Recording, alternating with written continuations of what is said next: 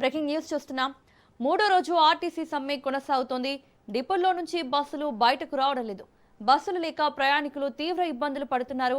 నేడు ఆర్టీసీ ఉద్యోగ సంఘాలతో ప్రభుత్వం సమావేశం కానుంది. వికాస్ రాజ్, దానకిషోర్, సందీప్ సుల్తానియాతో ఉదయం 10 గంటలకు ఉద్యోగ సంఘాలు భేటీ కానున్నాయి. అనంతరం డిప్యూటీ సీఎం భట్టి, మంత్రి పొన్నంతోనూ ఆర్టీసీ జేఏసీ నాయకులు భేటీ కానున్నారు.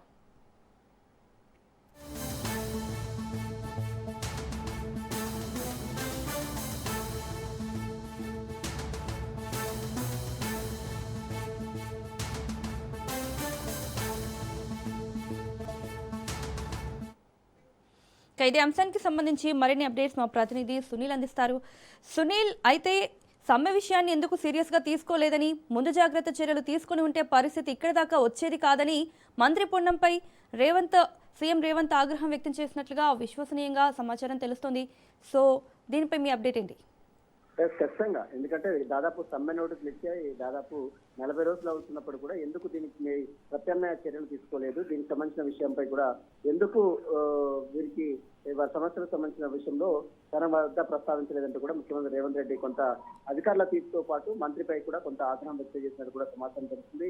ఈ యొక్క ఆర్టీసీ కార్మికుల సమ్మె దాదాపు 3వ రోజుకు చేరుకుంది. ఈ రోజు 3వ రోజు. అయితే నిన్న జరిగినటువంటి సంఘటన, నర్సంపేట డ్రైవరు శంకర్ గౌడ్ మృతి తర్వాత ఒక్కసారిగా ఆర్టీసీ కార్మికులందరూ కూడా తీవ్ర ఆగ్రహజ్వాలతో ఉన్నారు. ప్రభుత్వ తీర్పు సంబంధించిన విషయంపై కూడా కొంత అసహనం వ్యక్తం చేస్తున్నటువంటి నేపథ్యంలో ప్రభుత్వం ఒక్కసారిగా నిన్న హుటాహుటిన కేబినెట్ సమావేశంలో చర్చించి మొట్టమొదటిసారిగా ఈ యొక్క ఆర్టీసీ కార్మికుల సమస్యలకు సంబంధించిన అంశాలపై కూడా నిన్న ప్రస్తావించిన పరిస్థితి మనం చూస్తాం. ఆ తర్వాత నిన్న మంత్రులు ఏకంగా అటు పొన్నం ప్రభాకర్ కావచ్చు, మరోవైపు శ్రీధర్ బాబు కావచ్చు, కోమటిరెడ్డి వెంకటరెడ్డి కావచ్చు, దామోదర్ రాజనాథ్ కావచ్చు, అందరూ వచ్చి మీడియాతో మాట్లాడారు. ఈ రోజు 10 గంటలకు సబ్ కమిటీ, ఏదైతే cabinet sub committee Mallu Bhatti Vikramarka, ఉప ముఖ్యమంత్రి మల్లు భట్టి విక్రమార్క ఆధ్వర్యంలో ఈ రోజు 10 గంటలకు సచివాలయం వేదికగా ఆర్టీసీ కార్మిక యూనియన్ నేతలతో చర్చలకు రాష్ట్ర ప్రభుత్వము అంగీకరించింది. ఈ రోజు 10 గంటలకు ఆర్టీసీ కార్మికులతో చర్చలు జరుపుతుంది. మరి చర్చల్లో ఇప్పటికే 32 డిమాండ్స్ ని పరిష్కరించాలని వారందరూ కూడా ప్రభుత్వం ముందు ఉంచినటువంటి నేపథ్యంలో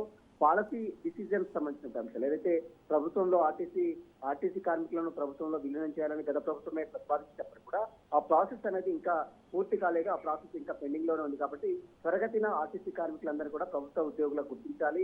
వెంటనే వారికి సంబంధించినటువంటి టీఆర్సీ కావచ్చు, మిగిలినటువంటి పెండింగ్ బకాయిలు కావచ్చు, ఇవన్నీ కూడా వెంటనే విడుదల చేయాలంటూ కూడా ఆర్టీసీ కార్మికుల నేతలు దాదాపు 32 అంశాలపై కూడా రాష్ట్ర ప్రభుత్వానికి సమ్మె నోటీసు గతంలోనే ఇవ్వడం జరిగింది. దాదాపు 40 రోజులు అవుతున్నప్పుడు కూడా రాష్ట్ర ప్రభుత్వం దీనిపై ఎలాంటి చర్యలు తీసుకోకపోవడంతోనే నిన్న శంకర్ డ్రైవర్ మృతి చెందిన ఘటన మనం చూసాం. కాబట్టి ఈ రోజు ఉమ్మడి వరంగల్ జిల్లా మొత్తం కూడా బంద్కు పిలిపించారు జేఏసీ నేతలు. మరి 10 గంటలకు సచివాలయం వేదికగా ఆర్టీసీ కార్మిక యూనియన్ నేతలందరూ కూడా అటు ప్రభుత్వం జరిపేటువంటి చర్చల్లో పాల్గొంటారు.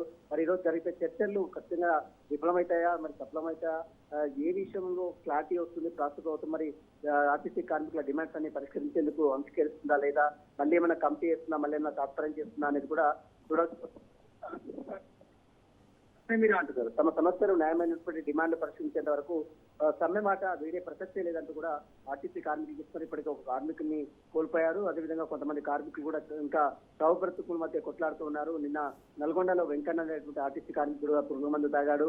అదేవిధంగా బాల్రెడ్డి అనేటువంటి భద్రాచలం కార్మికుడు కూడా ఇంకా పురుగుల మందు తాగి ఆత్మహత్యకి పాల్పడ్డారు. ఇంకా చాలా మంది కార్మికులు అసహనంతో ప్రభుత్వ తీరుకు వ్యతిరేకంగా ఈ యొక్క చాలిచాలని జీతాలతో మనకు ప్రభుత్వంలో విలీనం చేస్తారని నమ్మించి ఈ విధంగా చేసినందుకు ఆర్టీసీ కార్మికులు కొత్త అసహనం వ్యక్తం చేస్తున్నారు. ఈ రోజు 10 గంటలకు రాష్ట్ర సచివాలయం కేంద్రంగా ఆర్టీసీ కార్మిక యూనియన్ తో ప్రభుత్వం చర్చలు, చర్చలో ఎలాంటి ఫలితాలు వస్తాయని మాత్రం చూడాల్సింది చెప్పవచ్చు. Mounika. Right Sunil, thank you.